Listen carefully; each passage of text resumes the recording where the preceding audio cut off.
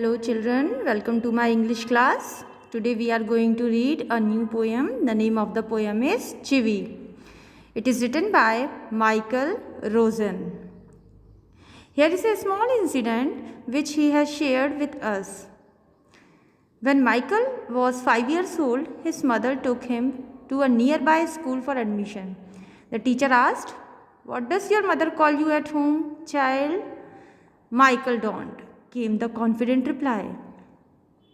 Michael Rosen से एक question पूछा गया। जब वो 5 साल के थे तो उनकी मदर उन्हें एक पास ही के स्कूल में एडमिशन के लिए लेकर गई।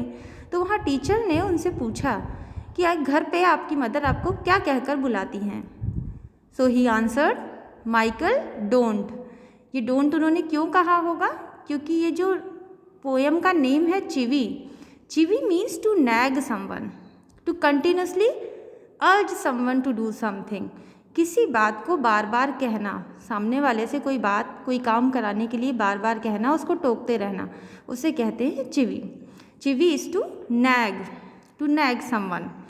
सो उनकी जो मदर हैं वो उन्हें कंटिन्यूसली किसी न किसी बात पर टोकती रहती थी। उनको कई बार एक काम के लिए बार बार बोला जाता था। That is why he answered Michael don't. जैसे बड़े लोग होते हैं ना, एल्डर्स, वो हमसे कहते हैं ऐसा मत करो, वैसा मत करो, ये मत करो, वो मत करो। तो likewise he was also told by his mother, इसलिए उन्होंने अपना नाम बताया Michael don't. So we are going to read this poem. First of all I will read out line wise. Grown ups say things like, speak up, don't talk with your mouth full, don't stare, don't point, don't pick your nose, sit up, say please, less noise, shut the door behind you, don't drag your feet, haven't you got a hanky, take your hands out of your pockets, pull your socks up, stand up straight, say thank you, don't interrupt, no one thinks you are funny, take your elbows off the table, can't you make your own mind up about anything? So here, what the elders, grown-ups, the word grown-ups means the elders, our parents, grandparents, elder brothers or sisters. So they used to continuously say, speak up. If we are not answering something, अगर वो कुछ कह रहे हैं, कुछ पूछ रहे हैं और हम उनका आंसर नहीं कर रहे हैं, तो वो हमसे कहते हैं कि बोलो। Don't talk with your mouth full. अगर आप मुंह से कोई चीज़ चबा रहे हैं, खा रहे हैं, तो अगर आपका मुंह भरा हुआ है तो उस टाइम आप मत बोलिए।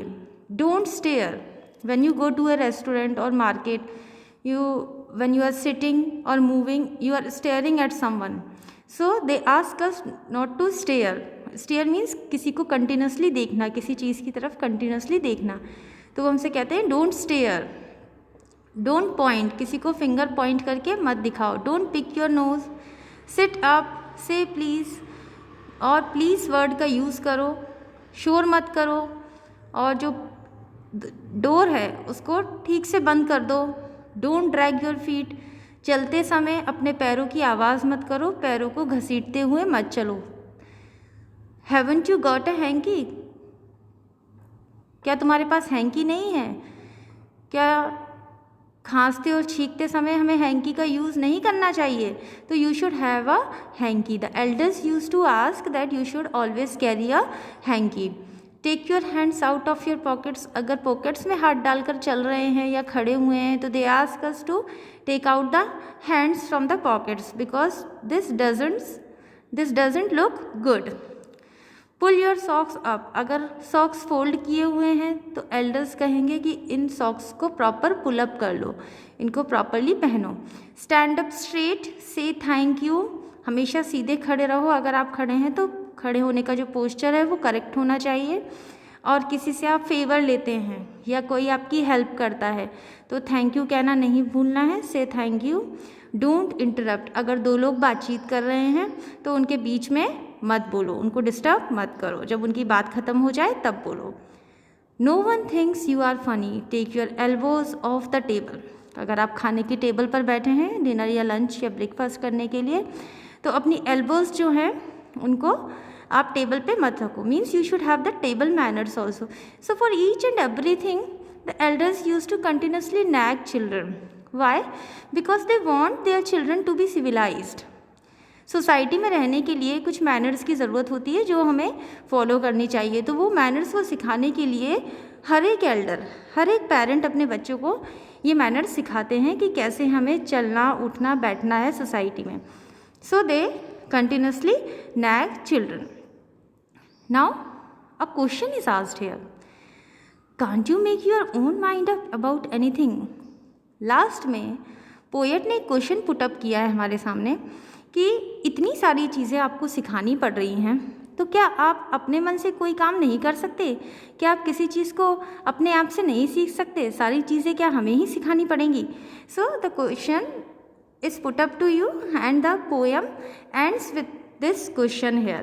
I hope you have understood this poem well. Thanks for watching.